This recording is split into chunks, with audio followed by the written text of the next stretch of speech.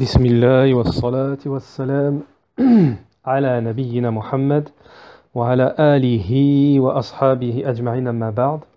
طيب. Donc, Inch'Allah, la suite du cours sur les 10 actes annulatoires. L'acte annulatoire numéro 9. Dans le cours précédent, nous étions entrés dans l'acte annulatoire numéro 9 parmi les actes annulatoires de l'islam. Toujours dans notre l'explication du livre intitulé Al-Qawl al-Mufid ala Adillati al-Tawhid, leçon de Tawhid.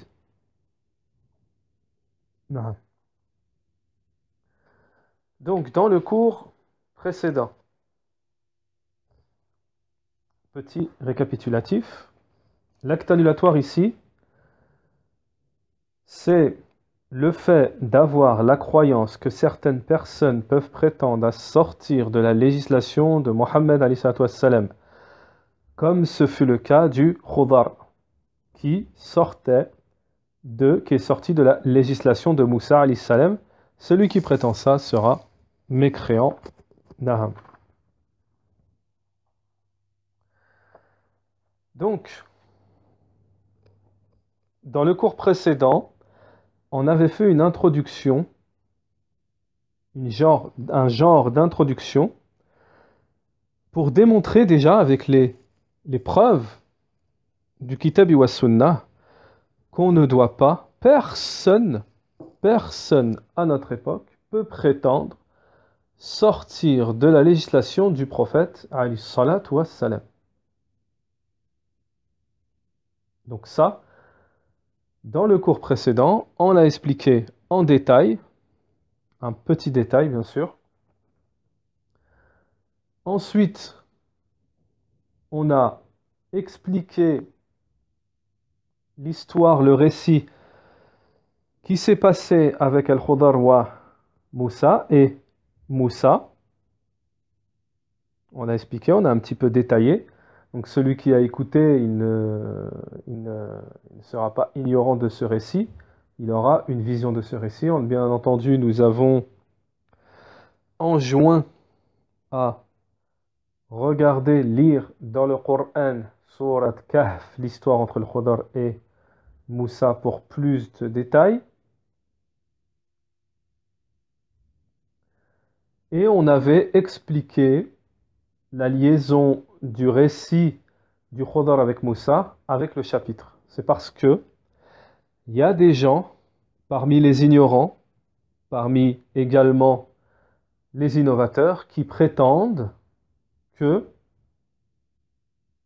comme le Khudar à son époque était sorti de la législation de Moussa, alors aujourd'hui on peut prétendre à sortir de la législation de Mohammed ﷺ, et ça c'est un acte annulatoire. Ça c'est un acte annulatoire de l'islam.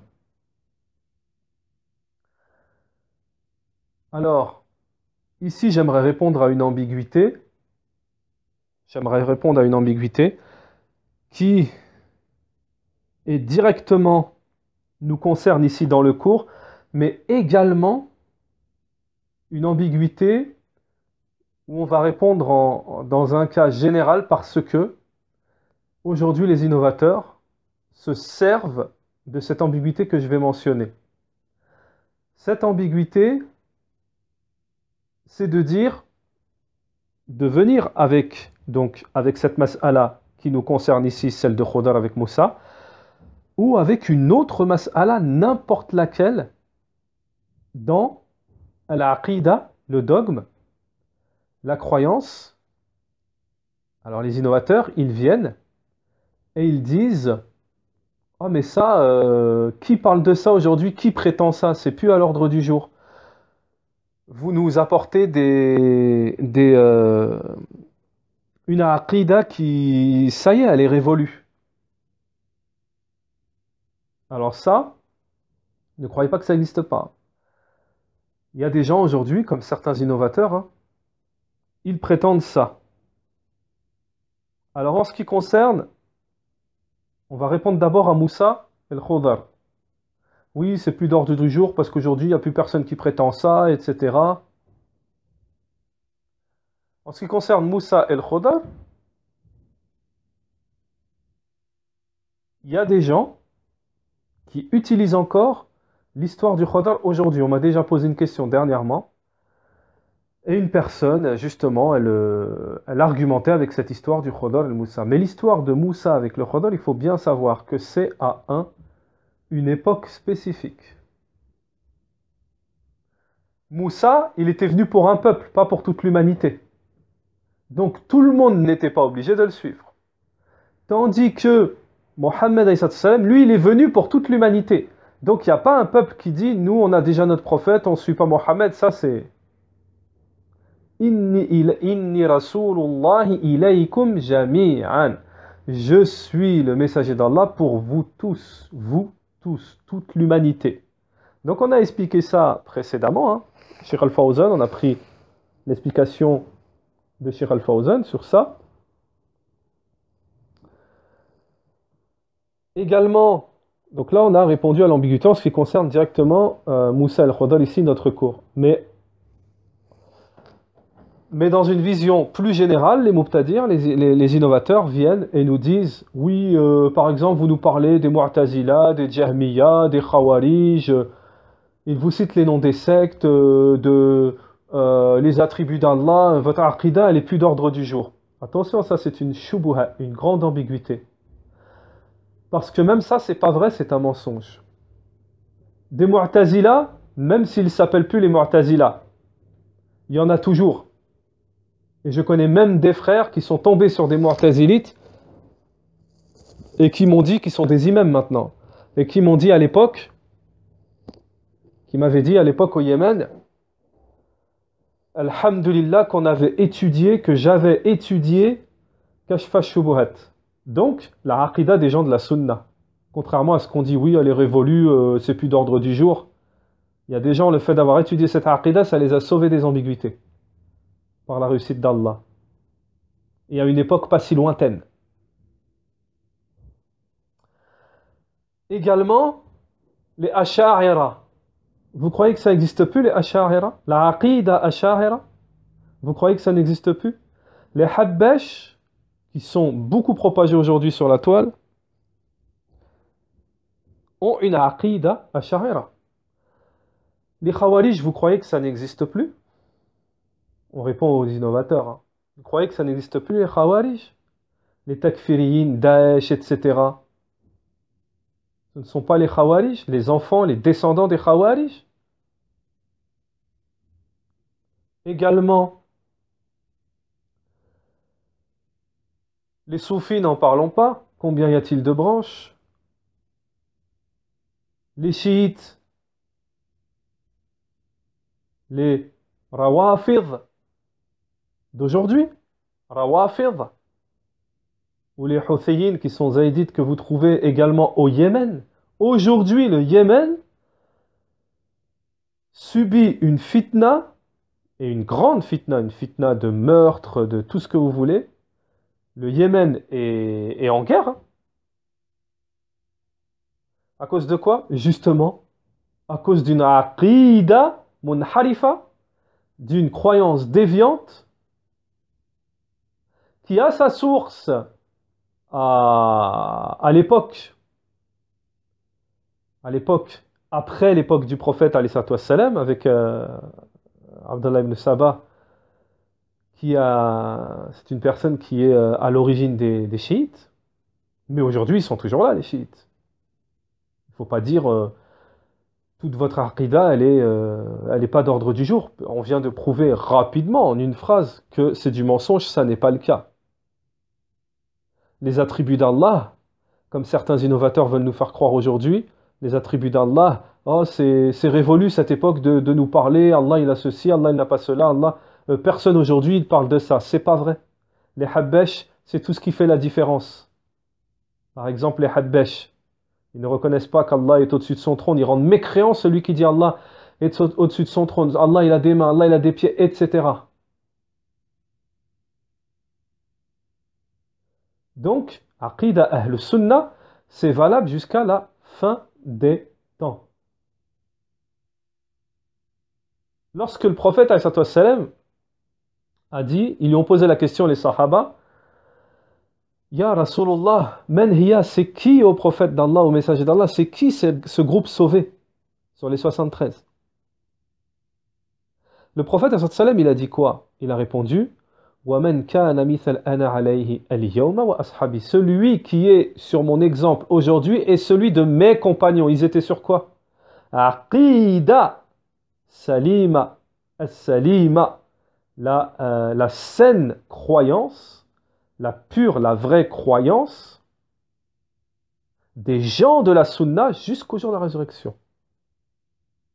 Donc cette ambiguïté de ça n'existe plus, votre aqida elle est révolue, on peut sortir de la aqida comme il a fait le Khudar, on peut sortir de la législation du prophète Mohammed parce que la preuve c'est que le Khudar il l'a bien fait. Tout ça, attention, c'est faux.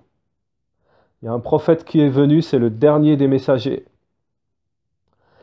Et pour ceux qui veulent vraiment un détail sur le fait de suivre les prophètes, revenez à Thalathat al-Usul on fait l'explication des 3 fondements, l'explication de Cheikh Abdelrazak al-Badr sur Telegram.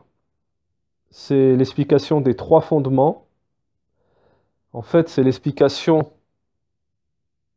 des moutoun de Tawhid. Donc il y a plusieurs livres, on en a déjà fait plusieurs. Il y a plusieurs livres, un peu plus d'une dizaine, c'est un programme expliqué par Cheikh Abdelrazak al-Badr et nous faisons la traduction. Donc, cette ambiguïté, faites-y attention, parce qu'aujourd'hui, elle est beaucoup propagée sur la toile. Donc, Inch'Allah ta'ala, nous continuons là où nous étions restés. Cheikh Al-Fawzan, hafidhahullah, nous dit وَقَدْ اخْتَلَفُوا فِي الْخُضَارِ هَلْ هُوَ النَّبِي أَوْ وَلِي عَلَى قَوْلَيْنِ. Donc, il y a eu divergence entre les savants. Il y a eu une divergence entre les savants. Est-ce que le Khudar c'était un prophète ou est-ce que c'était un aimé parmi les alliés d'Allah Ta'ala?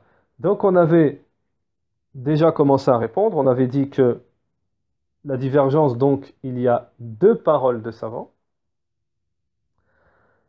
La première parole c'est que c'est un prophète parce que il avait des caractéristiques hors du commun qui tiennent du miracle, qui ne peuvent être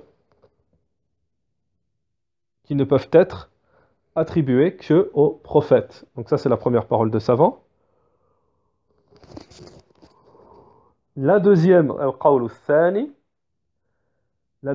de savant, c'est que c'est un allié parmi les aimés d'Allah Ta'ala. Il n'est pas un prophète. Les capacités, les caractéristiques qu'il avait, ce sont des sortes de comme des pouvoirs qu'Allah subhanahu wa ta'ala, des capacités hors du commun qu'Allah subhanahu wa ta'ala donne et qu'il peut donner à n'importe lequel de ses alliés aimés, mais ce ne sont pas des miracles. Alors voilà la réponse à cette question, est-ce que le Khudar était un prophète ou pas? Il y a 2 paroles de savants. Puis le cheikh répond, il pose une question d'abord avant d'y répondre. Alors sachez que lorsque les ulama posent des questions comme ça, le plus souvent, lorsque les ulama, en plein cours ou dans un cours, ils posent des questions avec un point d'interrogation, puis ils y répondent, c'est parce que, par rapport à leur expérience, leur clairvoyance, ce sont les questions qui se posent par rapport au contexte, ou alors ce sont les questions qui sont les plus posées. Dès qu'on parle de tel sujet, hop, les plus de questions qu'il y a eu, on va automatiquement se poser la question sur telle ou telle chose. Donc par rapport à ça, le cheikh nous pose une question, et avec un point d'interrogation, ça veut dire que c'est une question qui s'est beaucoup posée et qui se pose. Est-ce que le Khudar est vivant ou mort? Est-ce que le Khudar, il est toujours vivant ou il est mort? Le cheikh répond الذي تدل عليه الأدلة الصحيحة أنه ميت. Ce qui nous est indiqué par les preuves authentiques, c'est qu'il est mort. Allah Ta'ala nous dit Surat al-Anbiya, verset 34. Donc Surat 21, verset 34. وَمَا جَعَلْنَا لِبَشَرٍ مِّن قَبْلِكَ الْخُلْدَ فَإِن مِتَّ فَهُمْ خَالِدُونَ فَهُمُ الْخَالِدُونَ. طيب. Donc, dans ce verset, وَمَا جَعَلْنَا لِبَشَرٍ, nous n'avons pas fait rendu qui que ce soit parmi les humains qui t'ont précédé éternel. Donc traduction rapprochée, vous regarderez dans Surat 21, verset 34, Surat al-Anbiya, verset 34. Allah Jalla wa Ala akhbara annahu laysa li ahadin na'am al-khuld min hadha al-khalq. Donc Cheikh Al-Fawzan après ce verset nous dit Allah le Très-Haut nous informe qu'il n'y a pas une personne qui est éternelle parmi les créatures. Wa anna al-khalqa kulluhum yamutun, les créatures tous ils meurent. Encore un dalil, Surat Ar-Rahman, verset 26, Surat 55, où Allah Ta'ala nous dit Kullu man alayha fan. Kullu man alayha fan. Traduction rapprochée du sens, tout a une fin. Wal khudar abd min ibadillah. Le khudar c'est un. Donc je répète le verset que nous venons de mentionner, Surat 55, Ar-Rahman, verset 26. Wal khudar, c'est un serviteur parmi les serviteurs d'Allah, min bani Adam, parmi les enfants de Adam, ya'ati alayha al-fana ka ghayrihi. Donc, il a une fin, il a une fin, il mourra comme tous les autres. Thumma, comme tout autre. Thumma law kana hayyan lamma wasa'ahu illa an ya'ti ila Muhammad, ila Muhammadin sallallahu alayhi wa sallam wa yattabi'hu. Puis Cheikh Al-Fawzan hafidahullah nous dit, et même si Al-Khudar il était vivant, il n'aurait de choix que de suivre Mohammed alayhi salatu wa salam et de lui obéir. لأن الرسول عليه الصلاة والسلام أرسل أو أرسل إلى الناس كافة. Donc parce que le messager d'Allah alayhi salatu wa salam, Mohammed alayhi salatu wa salam, il a été envoyé, comme on l'a dit précédemment, il a été envoyé à tous les gens, à toute l'humanité. Donc il n'y a personne qui peut prétendre sortir de sa religion, sa législation. فَلَوْ كَانَ حَيًّا حِينَ بُعِثَتْ مُحَمَّدٍ alayhi salatu wa salam لَجَاءَ إِلَيْهِ وَاتَّبَعَهُ. Donc Cheikh Al-Fawzan nous dit, si le Khudar il était vivant, si le Khudar il était vivant, il n'aurait de choix que de suivre le messager d'Allah, Mohammed alayhi salatu wa salam. Il n'a pas été mentionné qu'il est venu, Al-Khudar, auprès du prophète alayhi salatu wa salam. Ceci est une preuve qu'il est mort. Donc Cheikh Al-Fawzan nous dit, ceci est la parole véridique. Amma man yaqul innahu hayy falaysa lahu dalil wadih. Cheikh Al-Fawzan nous dit, tandis que celui qui dit, qui prétend que le Khudar il est vivant, il n'y a pas de preuve claire. والعجيب أن هناك رسالة نسبت إلى شيخ الإسلام ابن تيمية رحمه الله. Donc Cheikh Abdelrazak, plutôt pardon, Cheikh Al-Fawzan nous dit, l'étonnant c'est qu'il y a une lettre, un épître, un genre de lettre, un genre de message qui est attribué à Cheikh al-Islam ibn Taymiyyah rahimahullah, qui prétend que le Khudar est vivant.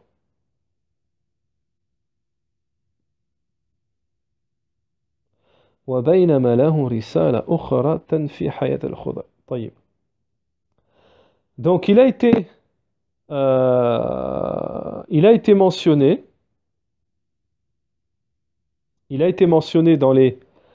dans des écrits de Majmou al-Fatawa de Cheikh al-Islam Ibn Taymiyyah que ça c'est une erreur.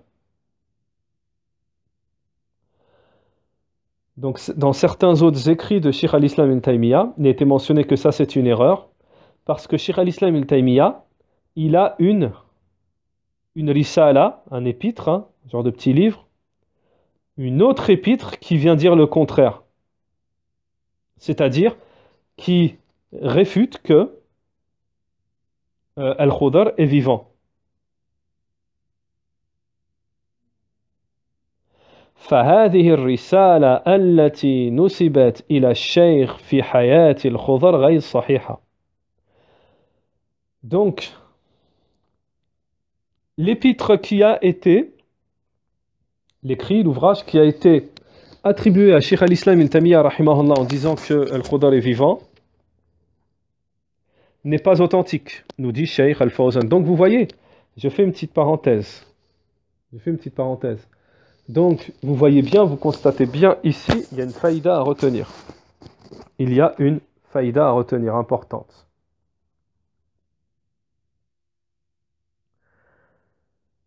C'est que,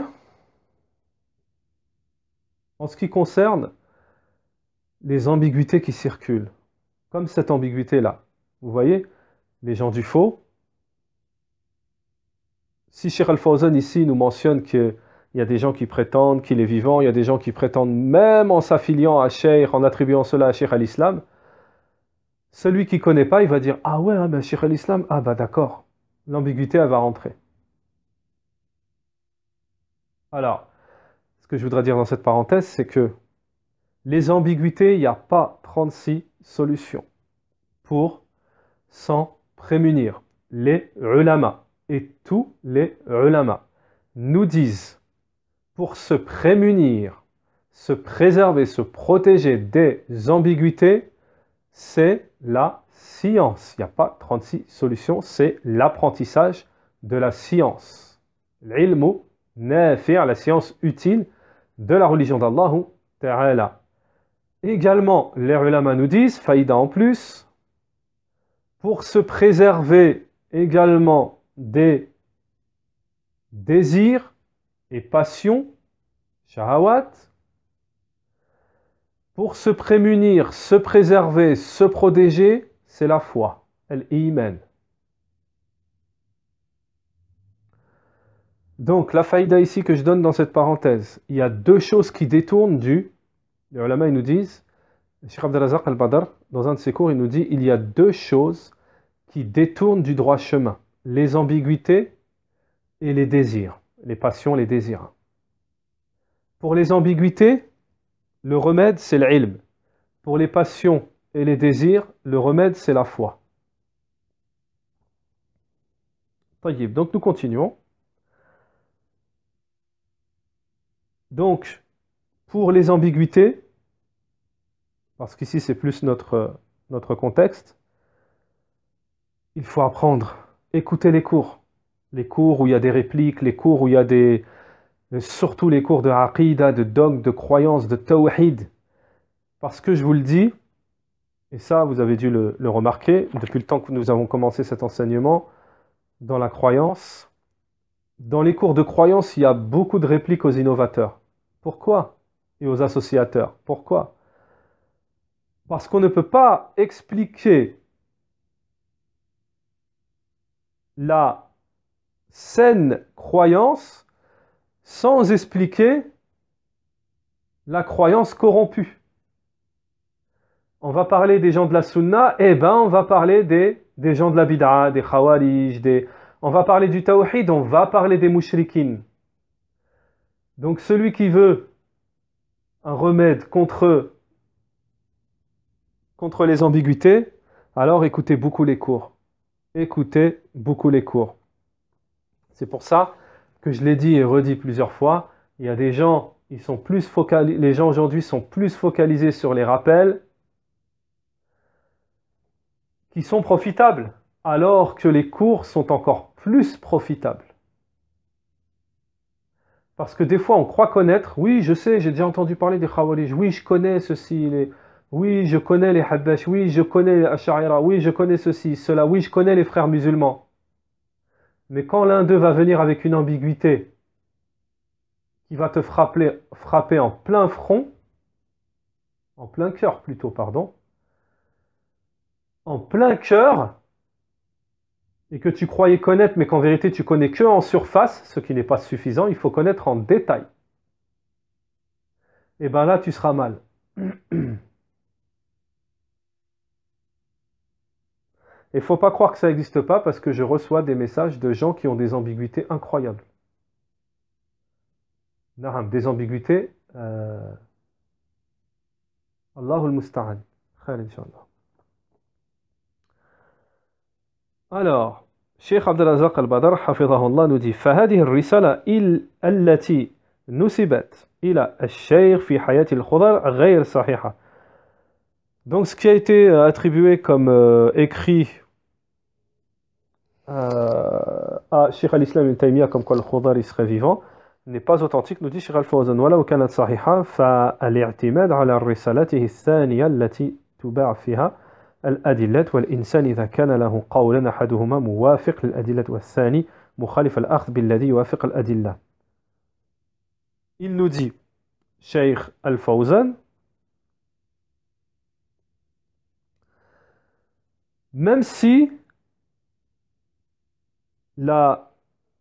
l'écrit, la risala, l'épître de Cheikh al-Islam aurait été authentique, celle qui dit qu'il est vivant, étant donné qu'il y a une deuxième qui dit qu'il n'est pas vivant, on se serait basé sur la deuxième. Naham.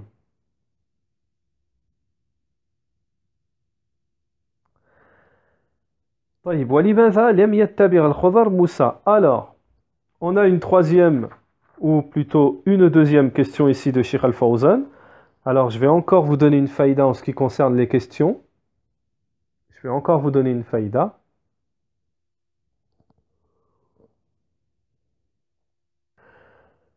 Alors, on a déjà parlé de la faïda, pourquoi les ulama ils posent des questions en plein cours comme ça. On avait dit que les questions, parce que c'était les questions les plus posées. Donc on va rajouter encore quelque chose ici, puisqu'on a une deuxième question. Les savants nous disent que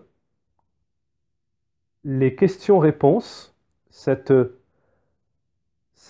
méthodologie de questions-réponses comme ça fait partie de l'excellence dans l'enseignement. Et c'est directement tiré de la sunna du prophète, alayhi salatu wassalam. Et on va encore plus loin, même Jibril alayhi salam, pour venir enseigner la bonne croyance, la foi, il est venu dans le hadith Jibril en posant des questions. Donc ça fait partie de l'excellence dans l'enseignement de poser des questions. Alors Cheikh Al-Fawzan, il nous pose une question ici, parce qu'après, lorsqu'il pose une question, il va y répondre en détaillant, ce qui va éclaircir les choses pour les gens. وَلِمَاذَا لَمْ يَتَّبِعْ الْخُضَرْ مُوسَى عَلَيْهِ السَّلَامِ. Alors la question c'est, pourquoi Al-Khudar n'a pas obéi à Moussa? Puisque Moussa c'était le prophète à l'époque. La réponse de Cheikh Al-Fawzan, Anna Moussa alayhi salam laysat risalatuhu amma. فرسالته خاصة للنبي صلى الله عليه وسلم فرسالته خاصة لبني إسرائيل. Alors, parce que le message de Moussa alayhi salam, il n'était pas général. Moussa, il n'est pas venu pour l'humanité. Le message de Moussa alayhi salam, il était particulier pour les enfants d'Israël. Il n'avait pas été envoyé pour toute l'humanité qui Moussa. Fahuwa karayrihi, donc il était comme les autres parmi les prophètes avant Moussa. Hein? C'est-à-dire que les prophètes avant Moussa, leur message, il était particulier, spécifique pour un peuple spécifique. Nous avons un hadith du prophète alayhi salatu wassalam, que nous avons déjà mentionné dans le cours précédent. Kana an-nabiyyu yub'ath ila qawmihi khassa. Il y avait des prophètes qui étaient envoyés. Un prophète qui était envoyé spécifiquement pour son peuple. Alors que, pardon, je vais reprendre la traduction.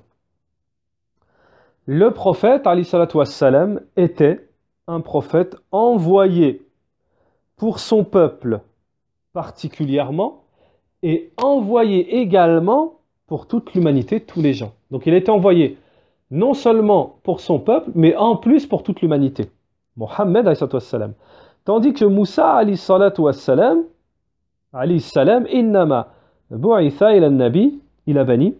Tandis que Moussa, alayhi salam, lui, il a été envoyé au peuple d'Israël, pas pour toute l'humanité. Donc Cheikh Al-Fawzan nous dit, on ne dit pas que le Khudar sort de la législation de Moussa.